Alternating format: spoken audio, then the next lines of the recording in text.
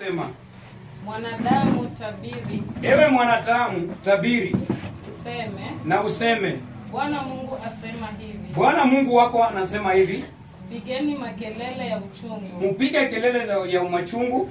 Ole wa siku ile. Ole wa siku ile. Bwana Yesu asifiwe. Amen. Kuna siku ambayo itakuja ya kwamba wewe kama mwanadamu, njia ambazo utakuwa umenenda zikiwa njia mbaya ambazo zitakuwa zinakupeleka jehanamu, ambazo Mwenyezi Mungu naye ataenda kuadhibu siku ile ambayo inakuja, ambaye mwenyewe ametenga ya kwamba itakuwa ni siku ya wokovu. Bwana Yesu asifiwe.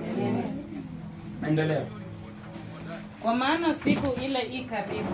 Wanasema kwamba Ezekiel anatuambia kwamba siku ambayo inakuja ambayo Bwana ametenga i karibu. Wewe hujui ni siku gani ambayo hiyo siku i karibu Bwana mwenyewe ametenga. Siku ile ya Bwana i karibu. Siku ya Bwana i karibu. Siku ya mawingu. Siku ya mawingu itakuwa wakati wa mataifa. Bwana Yesu asifiwe. Amen. Ambapo hiyo siku itakuwa ni siku yetu sisi, mimi na wewe, ambazo Bwana Mungu atakuwa anakuja kuadhibu, na wakati atakuja akupata kwamba wewe ni mwokovu ambaye unafuata njia yake na sheria zake. Bwana Yesu asifiwe. Amen. Tumeona mambo makubwa sana ambayo Yesu alitenda katika dunia hii. Katika duniani Yesu alitenda mambo makubwa. Mojawapo ni kwamba kuna watu ambao Yesu alikuwa anaponya, kuna miujiza ambayo Yesu alikuwa anatenda. Yesu alipokuwa anatenda hizo miujiza, alikuwa anatenda kwa sababu hata sisi wenyewe tupate kuokoka na tuweze kumwandama, kwamba tuweze kwenda na yeye, kwa maana yeye ndiye alikuja kutukomboa. Bwana Yesu asifiwe. Tunapata kwamba tukipata katika kitabu cha Marko mlango wa 10 kuanzia mstari wa 46,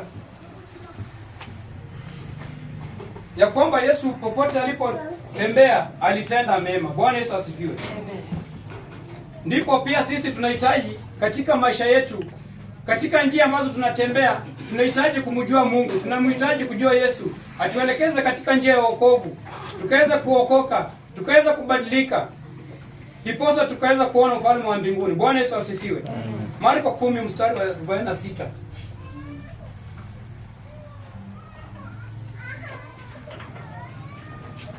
Tasoma.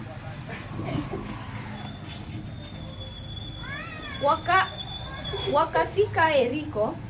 Biblia inasema kwamba Yesu na wanafunzi wake walipofika Yeriko, hata alipokuwa akishika njia kutoka Yeriko, alipokuwa sasa amemaliza shughuli, ameshika njia kutoka Yeriko, pamoja na wanafunzi wake, alikuwa pamoja na wanafunzi wake na mkutano mkubwa. Alikuwa na mkutano mkubwa katika nchi ile. Mwana wa Timayo, kuna mtoto wa Batimayo, ambaye alikuwa anaitwa Batimayo, yule muombaji kipofu. Alikuwa muombaji kipofu, yule muombaomba kwa barabara, ambapo huyu jamaa alikuwa kipofu kwa barabara akiomba. Alikuwa ameketi kando ya njia. Alikuwa ameketi kando ya njia. 47.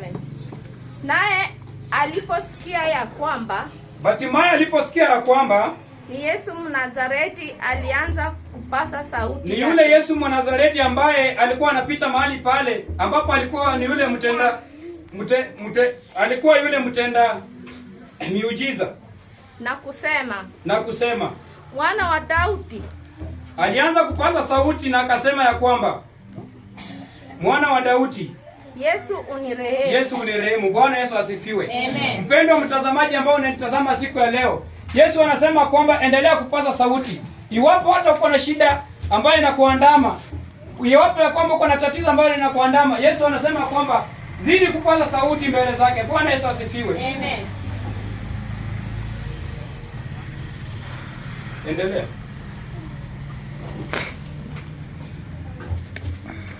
48.